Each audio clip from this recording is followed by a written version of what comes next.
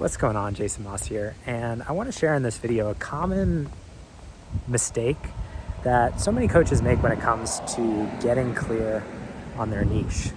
And this is something that trips a lot of coaches up.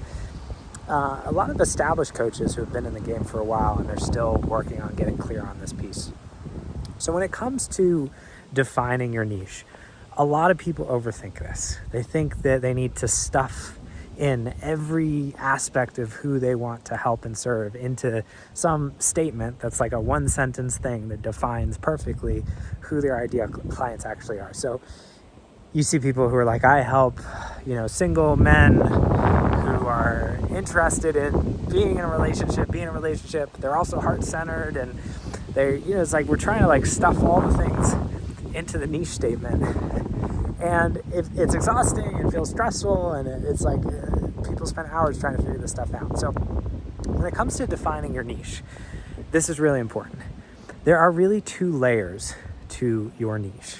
There is who you serve, which is kind of more of the external side of what you do. This is what most people talk about when it comes to defining your niche statement, having an I help statement that's like, I help, X people do Y. And then there's also who you are. Your values, your personality, your personal brand, if you will.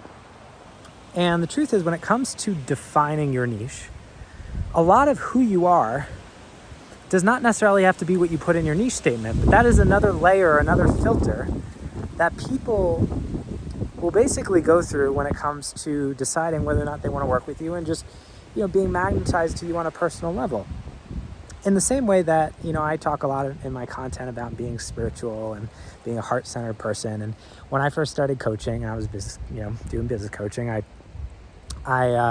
thought I needed to like really call that piece out. I was like, I help heart-centered coaches, grow their businesses. And then I realized after a while, I was like, I don't really need to talk about that. It's just who I am.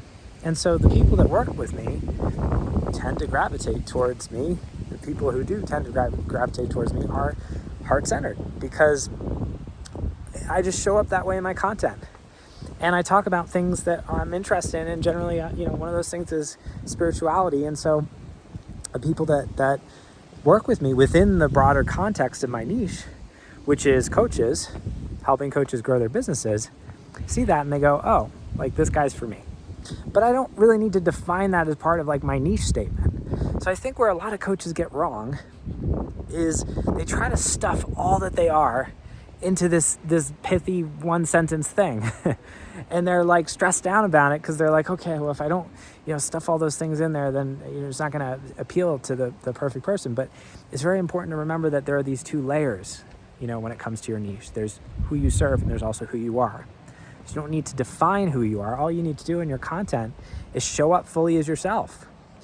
And so those values and the aspects of who you are, I joke with my clients, it's just like half of the guys I work with are bald. They got no hair. I didn't put that as part of my niche statement. I wasn't like, I help bald coaches grow their businesses. But because that's who I am, that's what I look like. Generally the people who are also bald see my content, and whether they're consciously aware of it or not, they feel more attracted to me and my brand and my message because of it. So 2 layers of your niche: what you do or who you serve, kind of more on an external level, and then who you are. And if you remember that who you are is not necessarily something you have to define, and that layer is also something that's naturally going to kind of filter out people and attract people to you, you can relax about the niche statement. You don't have to overthink it. You don't have to stress out about it. It could just be a very simple, clear thing that, when someone sees it, they go, oh, you help coaches. Okay, that's relevant to me. We can just set aside all of the stressful over analysis paralysis on the niche side. I really hope this helps you, because I see so many coaches make this mistake, and it makes this whole process so much more complicated than it needs to be.